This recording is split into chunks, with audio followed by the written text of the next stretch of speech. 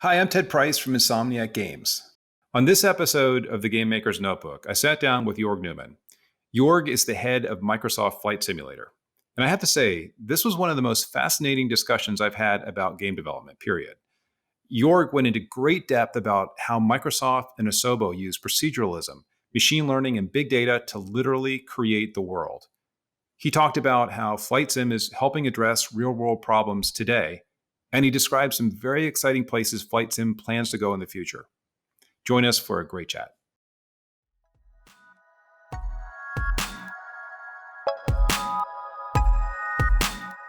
Welcome to the Game Maker's Notebook, a podcast featuring a series of in-depth one-on-one conversations between game makers providing a thoughtful, intimate perspective on the business and craft of interactive entertainment. The Game Maker's Notebook is presented by the Academy of Interactive Arts and Sciences, a member-driven organization dedicated to the recognition and advancement of interactive entertainment.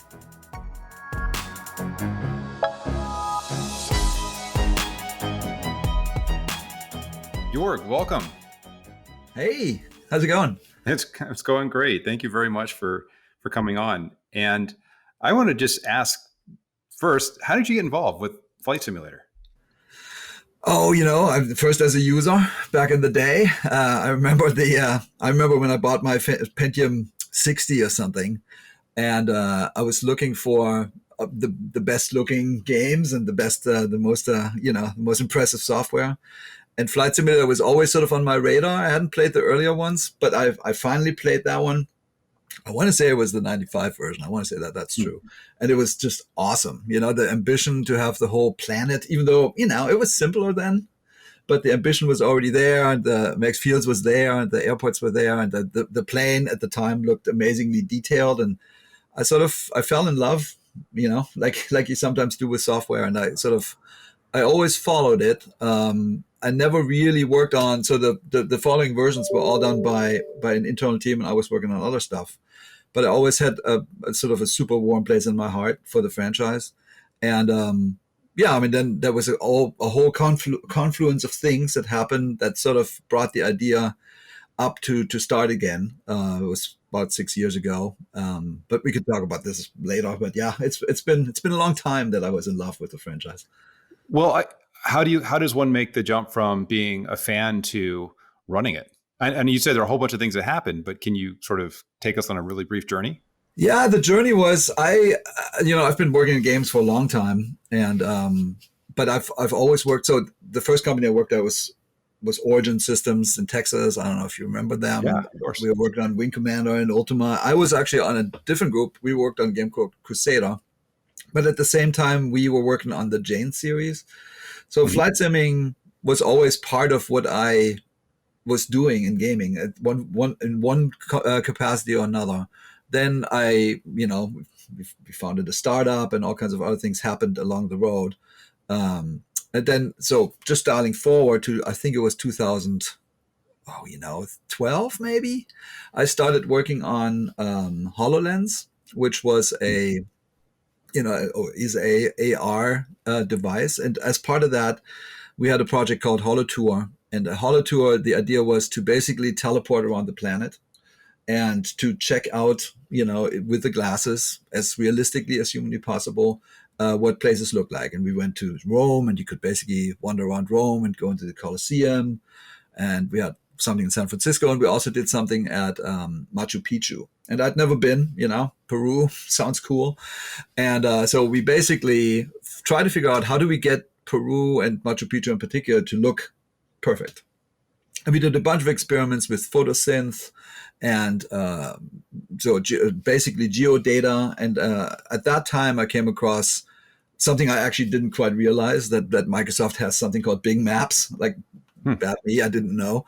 But it was an immense amount of data that they have, mostly satellite imagery and aerial photographs, but also a pretty sophisticated height field for the entire planet.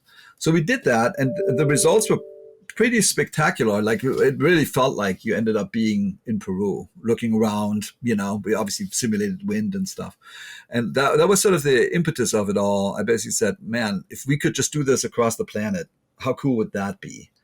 And when you look at the data, and so we've thought about, oh, we could go to Mount Everest and other places you can't ever really get to as a normal mortal. And then at some point, it dawned on me that the data they had was mostly taken from an airplane. And data is obviously always best looked from where it's natively taken from. Mm-hmm. So then we experimented with, well, how good does it look from an airplane? And they had something else which is called photogrammetry. I'm sure you know what that is, but like it's 3D pictures essentially. It's 3D mesh based on 3D photographs essentially. And they have that for 400 something cities, and it's super good resolution. It goes down to like 7 centimeters, which is mind-boggling.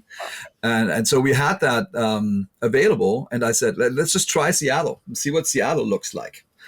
And we stuck that in the engine. I worked with this company that is the actual development team in France called Asobo Studio, and I sent them the data. I said, here's San Francisco, let's try it. And then we took a Cessna 172 from our last flight sim 10, and just flew around, tried it. And they have a nice renderer, obviously, and it looked so good that we all said, holy shit, I think this is really a thing, that we can do this. And then the very next week we tried something much bigger and completely different, which was the Grand Canyon. One of the biggest expanses, obviously not at all urban. And the Grand Canyon worked. Had some issues, with lighting and stuff, but fundamentally we knew that we could get these massive environments to work, and they started to look pretty good. And that was, when you look back at the core of the dream of Microsoft Flight Simulator, it was always authenticity, realism. And we knew that we could get the world to a level of detail that was just flat out not possible before. Mm-hmm.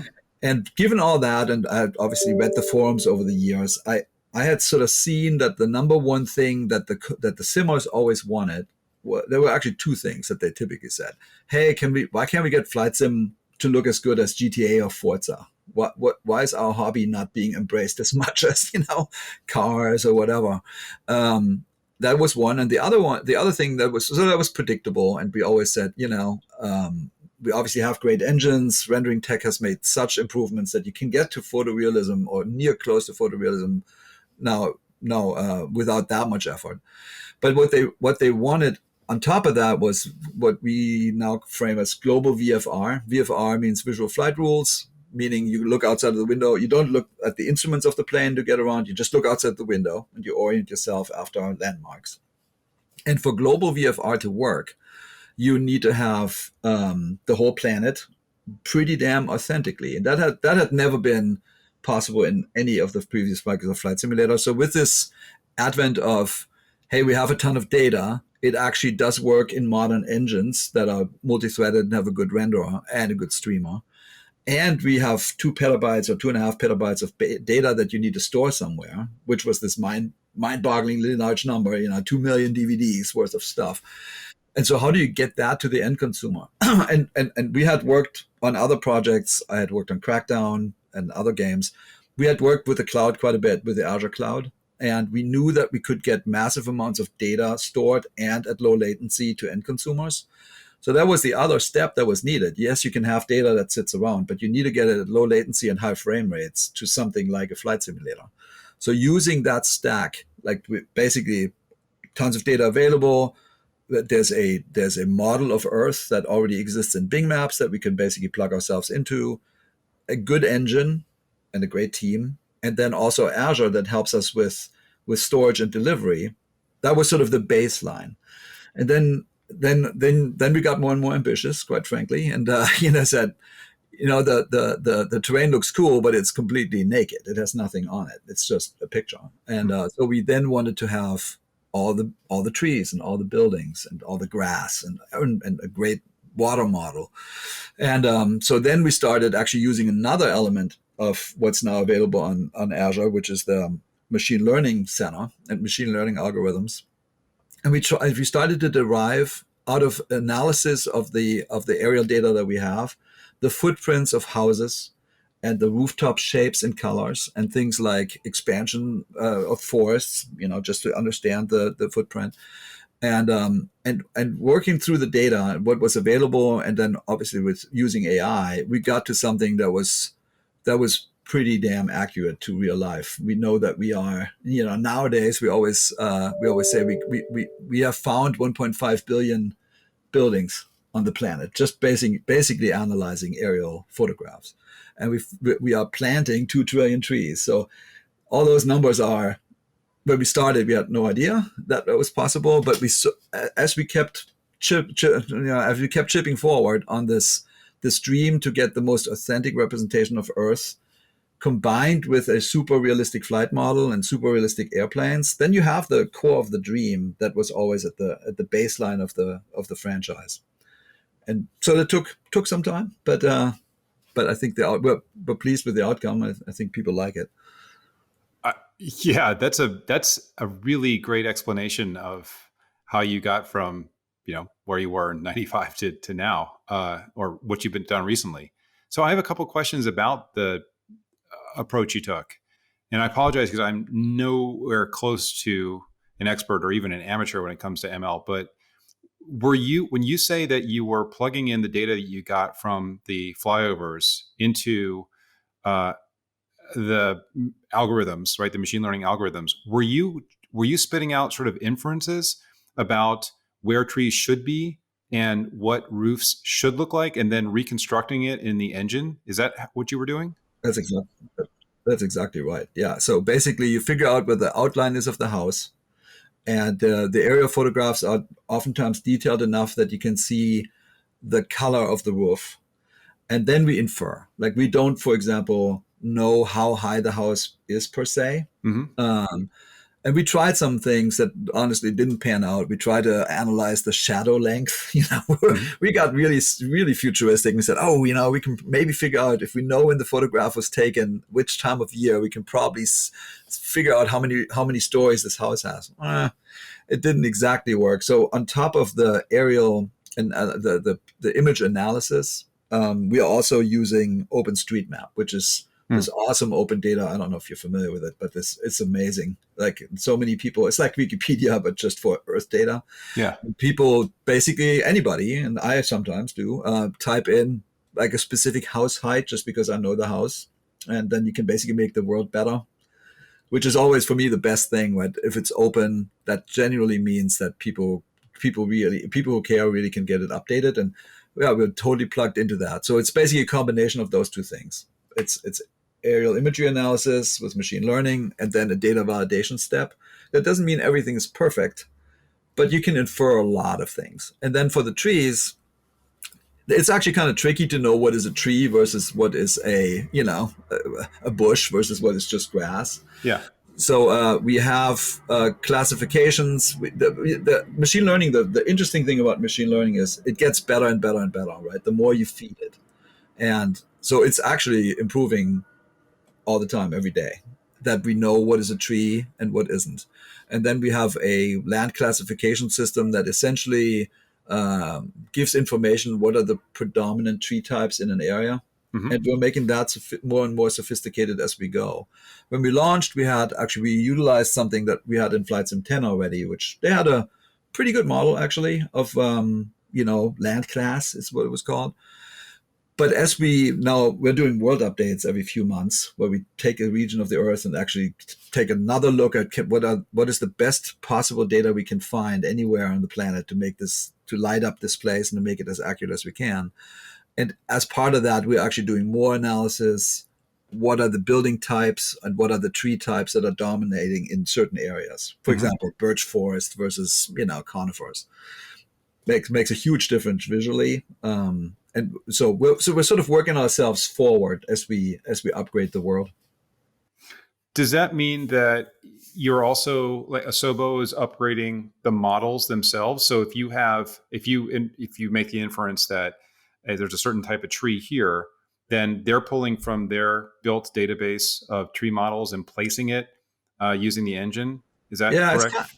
It's kind of like that. So it's actually it's two companies. So we started just with Asobo, and we did the first steps of what was we call tree mask nowadays, and also with buildings. And then I met a gentleman years ago, actually, in a different context. His name is Michael Putz, who is the CEO of a company called Black Shark.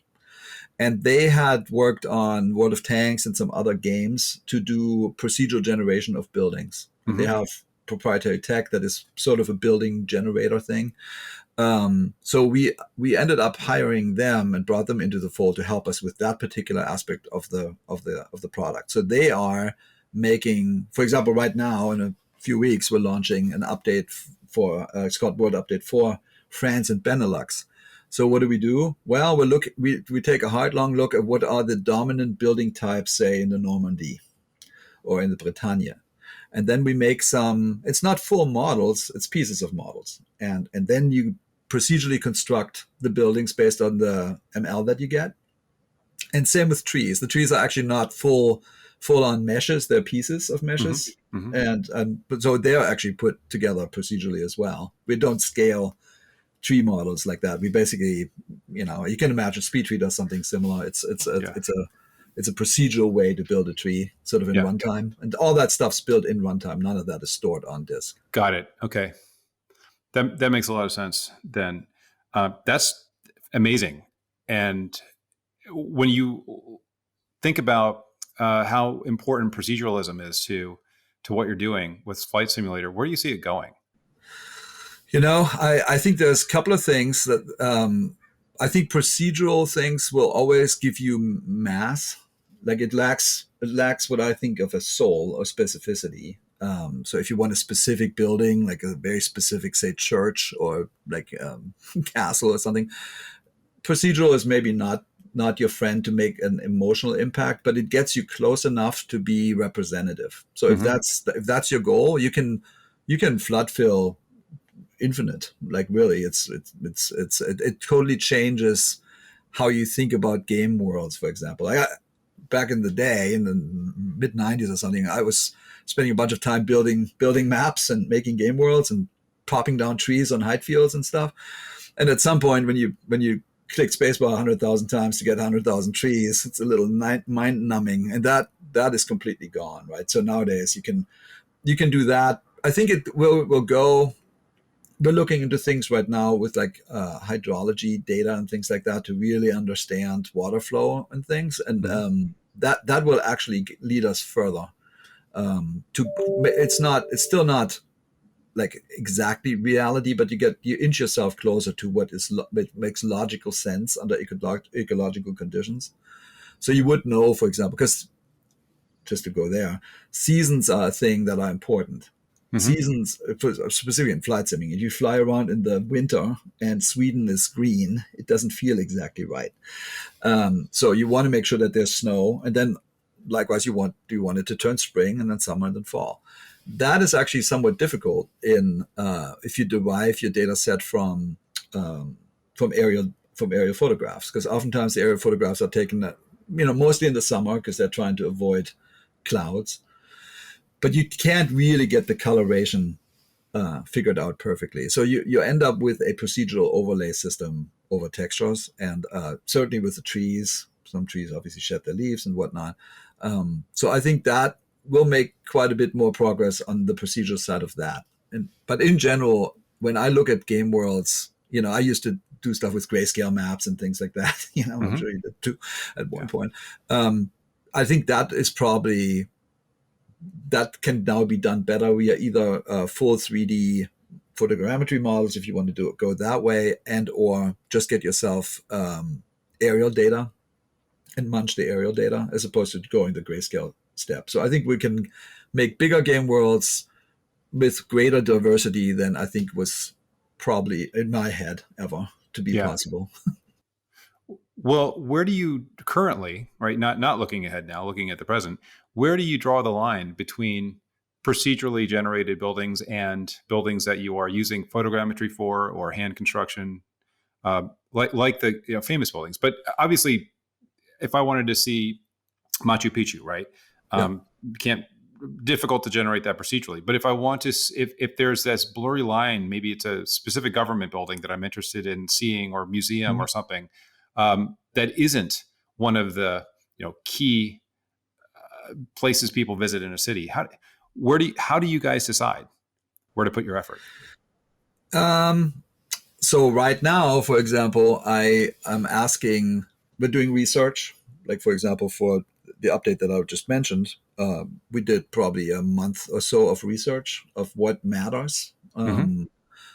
And then we try to find the right balance because it's interesting when you have a photogrammetry city, for example, Bordeaux, which is the city Asobo is housed. We have that in photogrammetry. I think it's one of the 7.5 centimeter cities. It gets you pretty much everything Hmm. to that level, but photogrammetry is, has its strengths and weaknesses like most things, right? It is just a point cloud with textures on it, so you don't have material information. So if you, for example, care to have the right night lighting or reflection of glass that is specific to a glass tower, for example, photogrammetry is actually kind of bad or very bad, depending. Yeah. So those are oftentimes buildings that we hand model. And for example, we actually had recently sort of one of the, maybe not the glorious examples. We did London as photogrammetry, and there's some buildings that the lidar really has trouble with because the lidar, for example, with black glass, it doesn't really get good information. So you get buildings that look almost melted, Huh. and depending on how many there are, it becomes pretty extensive to model everything. And then you also have an integration point issue between the handcrafted buildings and the surrounding buildings in photogrammetry. So it's very much a case by case basis. For example, right now Paris, for example, is fully procedural, and then augmented not with photogrammetry but with handcrafted buildings. And we picked the Eiffel Tower and the Louvre and I think L'Arc de Triomphe and Sacré-Cœur, those types of things. But everything else is essentially procedural. Once we go over to a photogrammetry model of Paris, the problem set is actually quite different. Every building will look exactly like the building, but you can't really get too close to it because photogrammetry doesn't hold up all that well because it's taken from an airplane from a few thousand feet up. Yeah. So it's just we oftentimes sit here because I'm basically postulating out for our particular use case. At some point, we're going to have helicopters and drones and things, and you get closer to things that are not an airport, at which point you need to look at your world differently.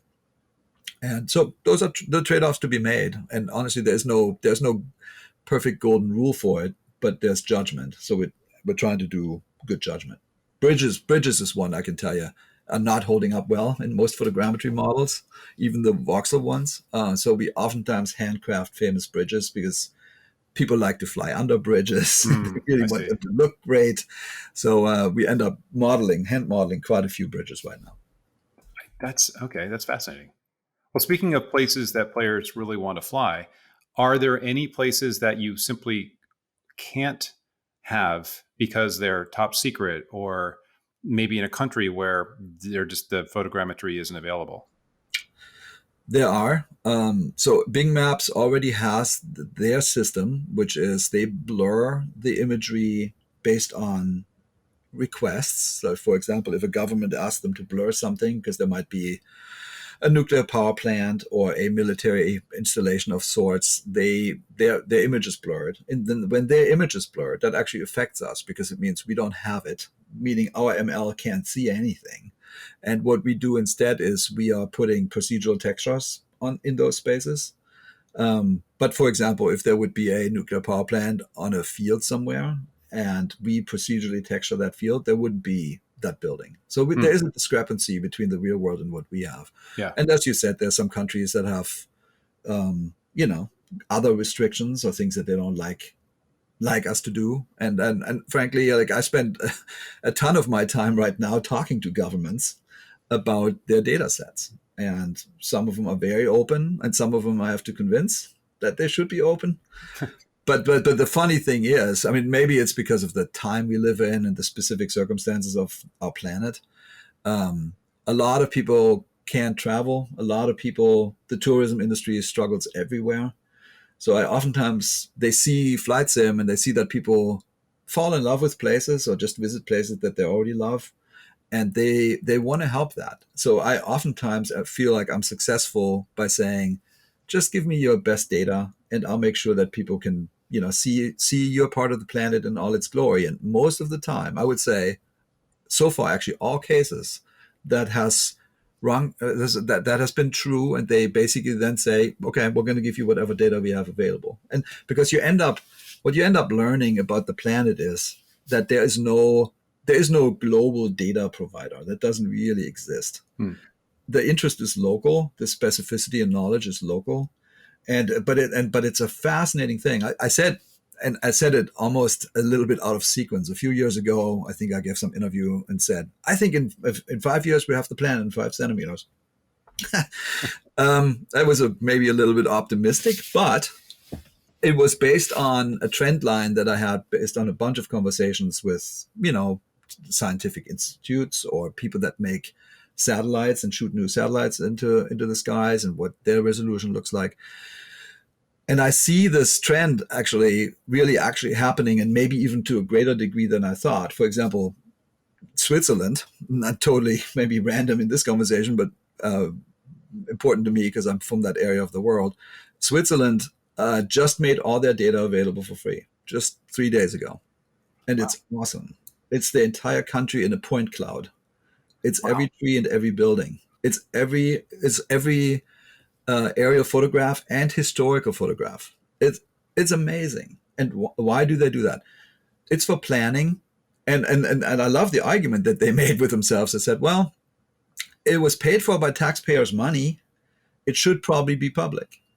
And I love that. Like it's like, yep, that sounds great. And now everybody who wants to do anything with Swiss data, as long as you can ingest it, you have a super accurate model of the entire country and all its buildings and all its rivers and everything you can possibly want to know. Do you think other countries are going to follow suit? Definitely. And I know so, actually, because I talked to a bunch of those folks. Maybe not all countries, but a lot of them. Yeah, that's good news for you guys and good news for, I suppose, anybody who ever uses a map. It's good news for the world. Yeah. This is great. Open data is a beautiful thing. It is. And I mean, I think going back to something you said a couple minutes ago, because of that, during the pandemic, people have had an opportunity to travel virtually, right? And have you seen an impact in terms of your, the number of people playing the Microsoft Flight Sim and the feedback you're getting from players? Have you seen a big spike over the last year? Oh yeah, it's both. I would say it was unexpected, frankly, because maybe I'll tell you that story real quick. When we launched, when we announced, which was June 2019 at E3, we did this sort of super surprisey announced trailer thing that people didn't see coming. Mm-hmm. At that time, almost every phone call I got out after the show was about the pilot crisis. That there's 800,000 pilots missing on the planet because the planet is so globalized and so much air traffic, so much air freight that there's just a real crisis. And it's actually still true. So that was the predominant conversation from, June 2019 to, let's say, March 2020. Wait, just so I understand, were people calling you and saying, can you help with this crisis? Oh, yeah. Okay. Yeah. I mean, pretty much every airline, every manufacturer called. And they were expecting you to help them train new pilots or get people interested in applying to be a pilot? Most people had never seen a digital twin like this. And obviously, and then with the topic of aviation. So the first people that came were the aviation folks, and makes a lot of sense. But there a lot of them are interested in, can you help us? Because it's a real world problem, right? It costs, depending on which pilot type you want, costs hundreds of thousands of dollars, if not $1 million, to train a pilot. And can they be trained or helped by a virtual tool like ours? Maybe. Like, obviously, it's not where we are now. We are a consumer flight sim, and that's what I kept telling them. Yeah. But it was interesting to see the connection point, and it probably shouldn't have surprised me. When you have a subject matter on a kind of a game product that is a real world thing like planes, maybe I shouldn't have been surprised that at some point there's a direct connection point to the real world. Now, this was somewhat surprising. Maybe it was predictable. But what happened in March 2020, that was totally unpredictable. When was the last time we had a global pandemic that basically affected many, if not all people? So then the conversation shifted dramatically. All of a sudden, it was all about virtual tourism, and people had completely different use cases. And I would say the emotional state had changed also. What I would say the first chapter right after Announce was a lot of what I call B2B opportunities. People trying to figure out if this is a tool that they can use for their pursuits. Um, there was some, just to say that there were quite a few emails I got. I remember the first phone call, I was still in LA, was from a person in Hobart, Tasmania. I will never forget that. It's a totally random phone call, and he said, "Hey, I love what you did." And I looked at Hobart, and just because it was in the video, but you got the colors a little wrong. It's more red. I'm like, okay, cool. Like, here I am right after the show in LA, and he's telling me something about a texture in Australia. But it was the beginning of feedback from a consumer with local knowledge, and that had a through line that was pretty consistent.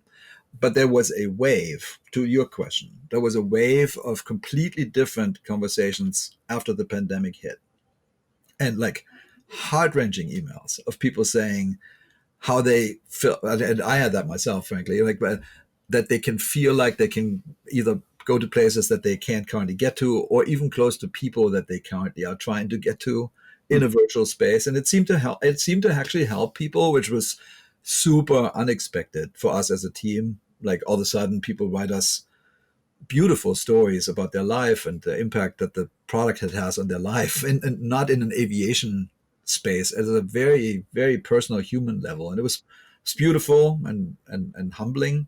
And it's still there, actually. There's still quite a bit of this where people say, "Oh my God, I tried to visit my parents." And I'm from Germany. Like, I haven't seen my parents. My dad's 92. I want to see my dad. And there was a day when I was so homesick that I actually flew a plane and landed at on the lake where my parents live. And I called them and said, "Hey, I'm as close to you as I can be." And it was beautiful. Wow. Well, do you feel like this has also helped you expand the knowledge and the audience for Flight Simulator? I think so. I mean, there's a couple of things that happened, I think, that are kind of noteworthy for me. We had when you talk to pilots, like real world pilots, and we do a bunch of interviews with pilots, obviously, and they, about half of them tell you that at some point or another in their life they fell in love with aviation, and about half fell in love with aviation because of Microsoft Flight Simulator, which Wow. was stunning. Like, when you think about it, like, wow, the impact this franchise has had on the planet it's probably very unique, I think. And so when we started, there was always sort of well, I wonder if we're going to be like, first off, there's a little bit of, I wouldn't say fear, but you're certainly cognizant of the fact that the franchise had basically had that impact, and that it was always top of the line,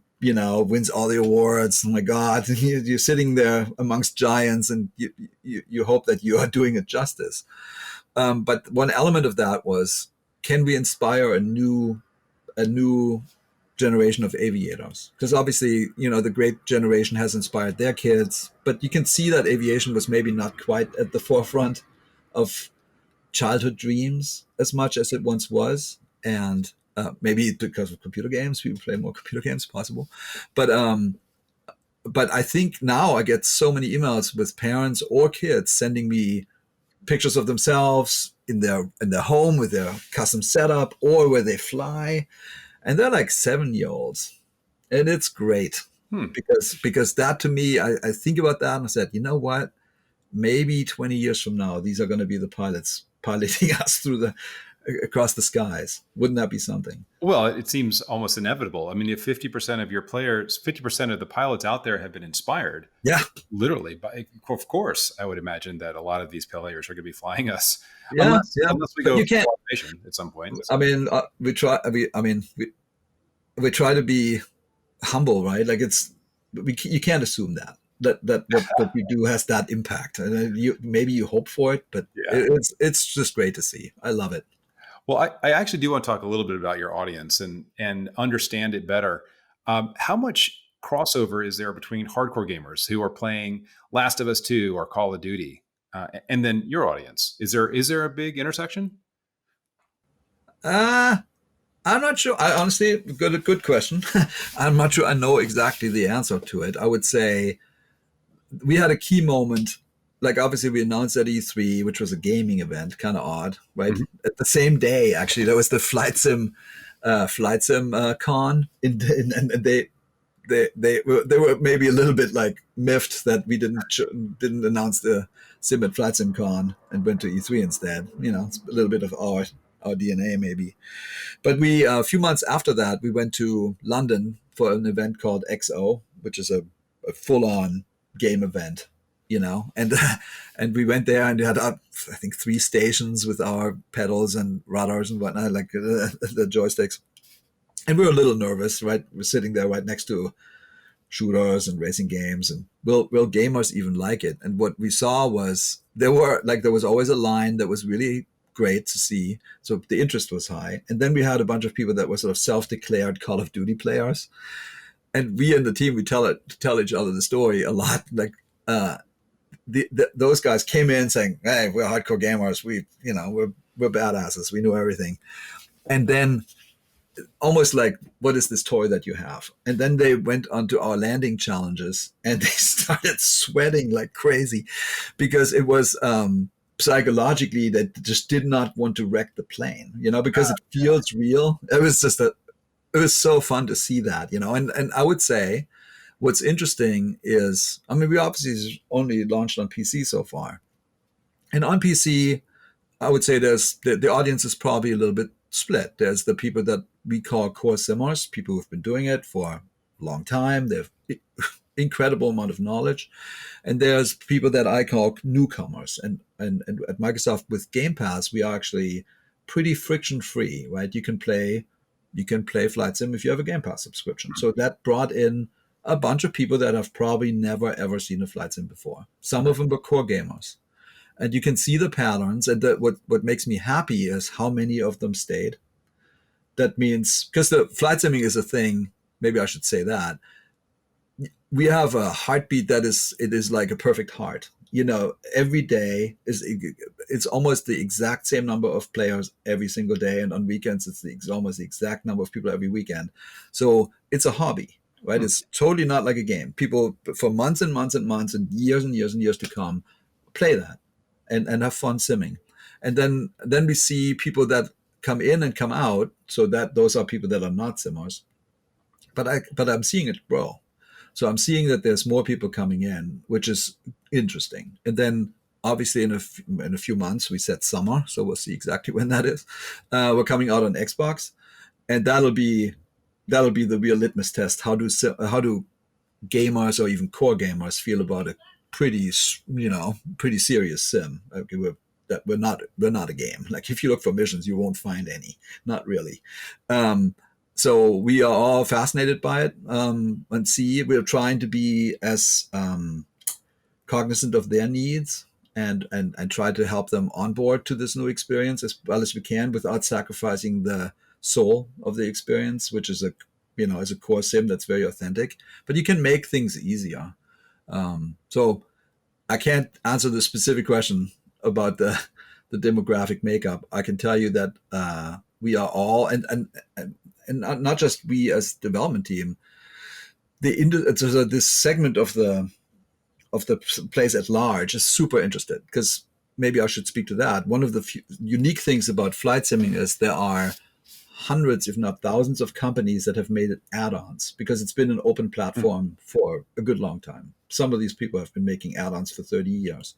So we know of probably 1,000 or so companies that are making these add-ons: airports, planes, missions, whatever. And they are all sitting there, very excited actually, but not knowing what's going to happen when this comes to Xbox.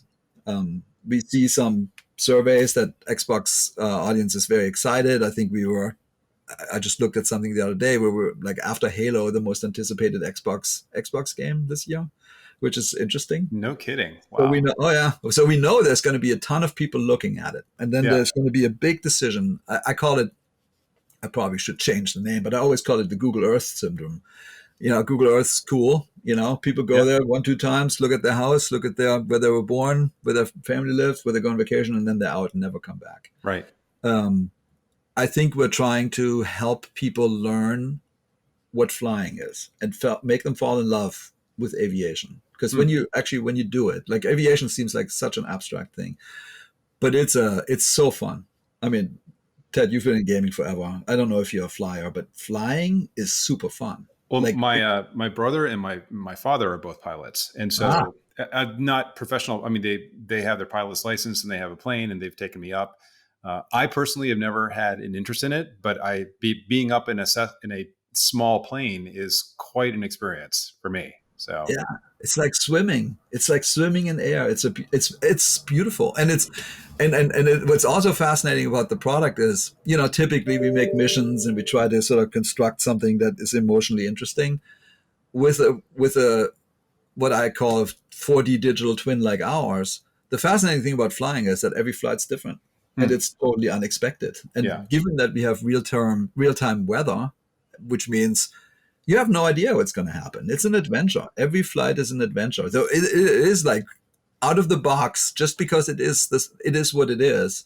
It's already super interesting and super diverse. And so then the thing really is, how can you make people who've never been in an airplane make that understandable? And we made a conscious choice. We said, we're never going to dumb this down, because if you dumb it down, they'll never learn it right. Instead, we try to embrace, all of us who've taken flight lessons. The first thing that ever happens is you sit there and they make you take off, and you think you're doing it. You really do, right? You're like, oh, I'm doing it. Oh my God, I'm in the air. I'm doing all this stuff. Well, you did like 5%. Like everything else was the guy next to you or the person next to you doing all the hard stuff. Yeah. And we took a very, very similar approach with onboarding. We call it assistances, and it's subtle, but it's trying to mimic how a real person would learn how to fly just inside the sim. And I'm hopeful it works. Okay, that's great. Well, maybe you'll be inspiring people to get their licenses as well. Exactly. Speaking of which, how many people on the team have their pilot's license? Oh, that's a good question. I mean, we have some real long-term, like one of our guys was like a F-15 pilot, and some people are rescue pilots. How many people? It's getting more and more. I would say when we started, we were more of a game team. But the very first thing, and I love that about Asobo, like I can't speak highly enough of that team. The first thing they did is the entire leadership team took flight lessons, and then they gave free flight lessons to all members of the team. And typically you do a discovery flight and things that are very just sort of to put your toe in and see if you get too scared or whatnot. Yeah. But quite a few of them took flight lessons. Now, how many have pilots licenses? It's this balance between working hard to get your product to market and maintaining it, and then going to school. Yeah. So it's like, it's almost like you're getting some sort of degree, right? So it's, I think there's many in progress, and I know at least 10 or so have it. But that's pretty cool that you have an F-15 pilot on the team. Totally. Oh yeah. Wow. Yeah, he has the right name too. His name is Royal Winchester. Really? Not. Oh yeah. Like, what, are you serious? But he's a super cool guy. He's one of the members of the Flight Sim 10 team that is still with us. So it's been great. No kidding. How do you have any members who have been around for the whole 38 years of the flight? No. Okay. No, unfortunately not. Yeah, that would be a feat, but no. It would. This is absolutely one of the longest running franchises in game history, isn't it? I think so. I mean, I always look at it from the Microsoft side. I sometimes say it's older than Windows. It's older than Office. When you look at it, it's fascinating. Like I have the first copy. When you look at the book, like this is the Microsoft product catalog. It's just hilarious what's in there. I mean, it's mostly books, actually. Oh yeah, that makes sense, right? Because you really couldn't do a lot. I mean, graphically right. Back then. But I mean, it's 38 years, a long time. Yeah. So it's probably in the top 5 longest running like computer game entertainment franchises. Yeah. I mean, it must be fun to do the side-by-side comparisons through the years. It's great. in that we can sometimes go back to understanding what was important. Because Yeah. sometimes, game design back in the day, we didn't have, supercomputers essentially running everything. You had to be more deliberate about your choices. And oftentimes it's a little bit, the clarity of thought is even stronger than, some modern games maybe. That's a good So point. sometimes we go back and look at what they did and why they did it. And it always rings true. When we do something, when we come to similar conclusions, we feel very safe that this is in the spirit of what people have tried for decades. Well, let me ask you about one of those, one that I imagine is a philosophy that results in many discussions: military aircraft. Yeah, yeah. I mean, it's probably not military aircraft as much as its weapons. Like maybe that I would think about that as the distinction. Like a lot of aircraft, every time there's like my favorite plane. Matt Booty and I were just talking about this. My favorite plane in the world, because I'm German, is a Messerschmitt 109F. Okay. And I love that thing. It's for me, given that I grew up in Germany, like it's the most beautiful thing ever made. Like it's like the most beautiful sports car or something. It's like, oh my God, I love that plane. But it's a military plane. Yeah. So then you have to make a choice. Do you want to disallow military planes, or do you want to just not blow up stuff, to say it that way? And I think that there's a clear choice along the franchise that is no weapons, no destruction. That is not what this is about. This is not about crashing your plane. That this is about flying and learning how to fly and appreciating the planet and the sort of the experience of aviation.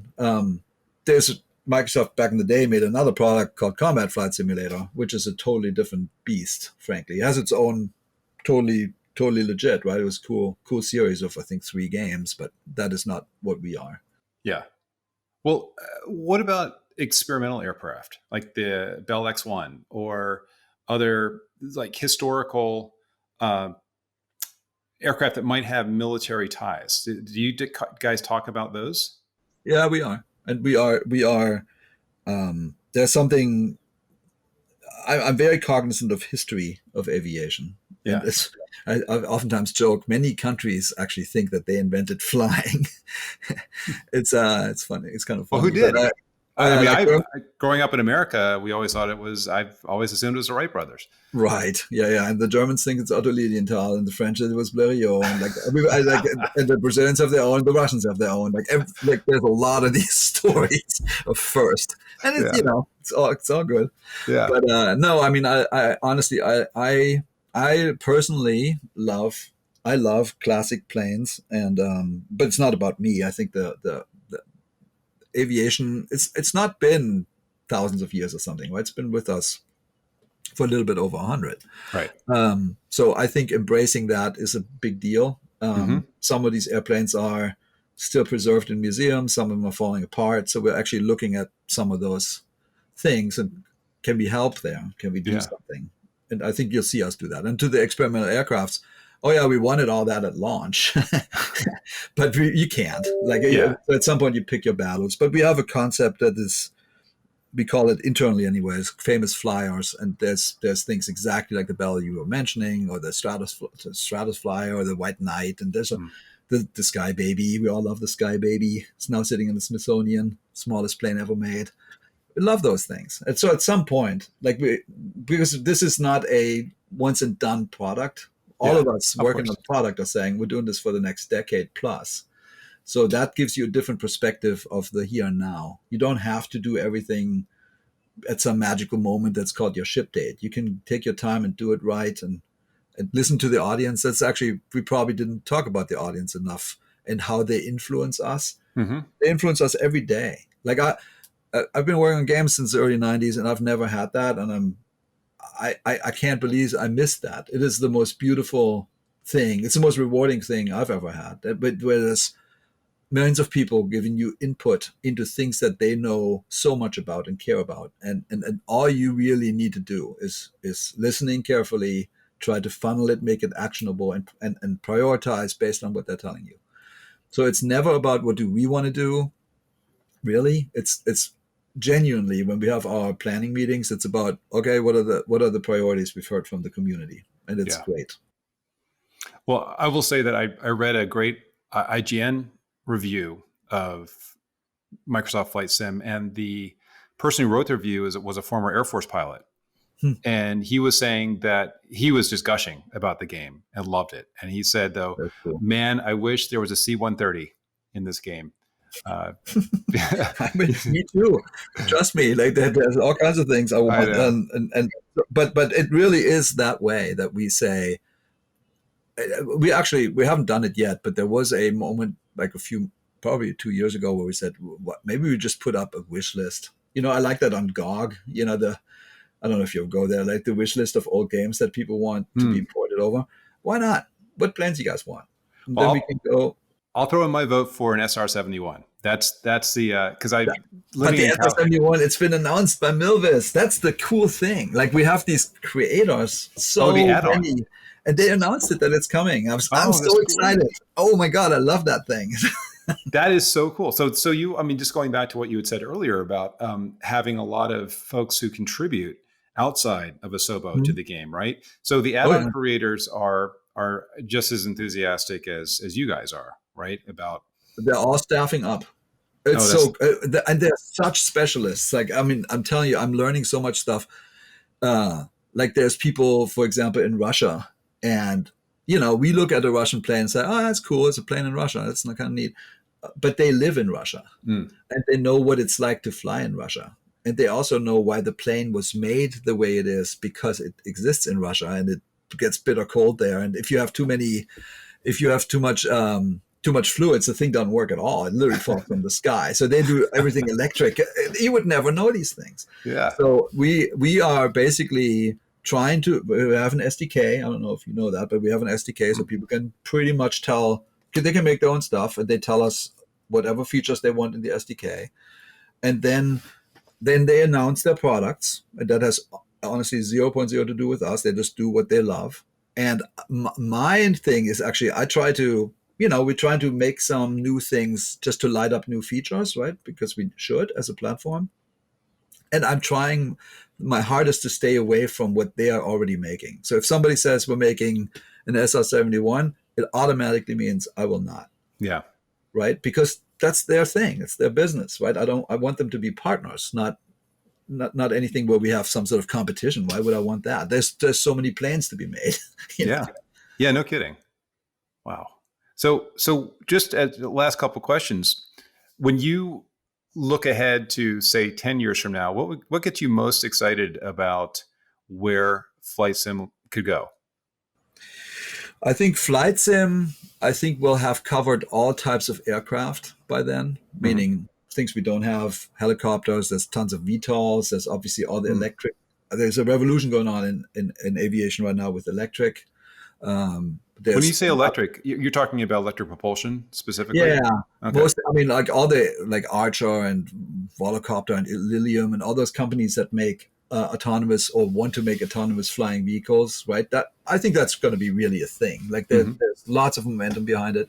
There's new supersonic things coming out that are really cool. So I think like what I would love, where I would feel like we've done our job is we are relevant to the new evolutions that are happening in aviation. We have embraced the history of aviation. Maybe we can help people in the real world with whatever desires they have. If we can make aviation safer somehow, that'd be great. If we're a tool that is usable by people, why not? That'd be wonderful. And I think so we'll evolve on the flight model. I think we're feeling good where it's going. We're getting good feedback. And then the digital twin, I think will just keep evolving simply because of the Switzerlands of the world will make the data available, and it's going to get better and better. And I think at some point we'll see, you're going to get it. We're going to already go there once you have helicopters. You can truly land anywhere. That how far we take that is kind of written in the skies right now a little bit. But we talk about migration patterns of animals and all kinds of crazy stuff, like what butterflies on this field, and you could go to it's the world, right? So you can go into infinitesimally small detail if you really choose to. Right. But right now, just making the spectrum of aviation really light up is obviously the key. Oh, that is fantastic. I mean, it's a exciting vision of the future, but also an incredible product right now for people to try out. So Thanks for sharing so much about what goes into it. I think we could probably talk for another 3 hours because there are a lot of layers, so many layers to what you guys do. But it's a super cool product, and we're all incredibly proud that we can.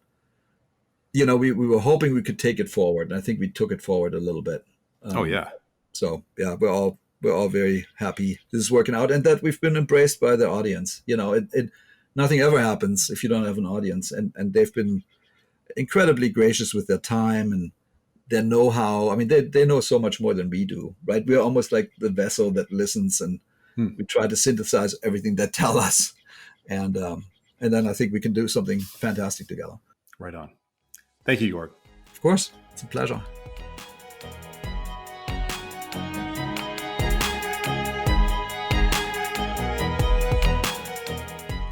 Thank you for joining us for the Game Maker's Notebook. For more information on the Academy of Interactive Arts and Sciences, our podcasts, and our other initiatives, please visit www.interactive.org.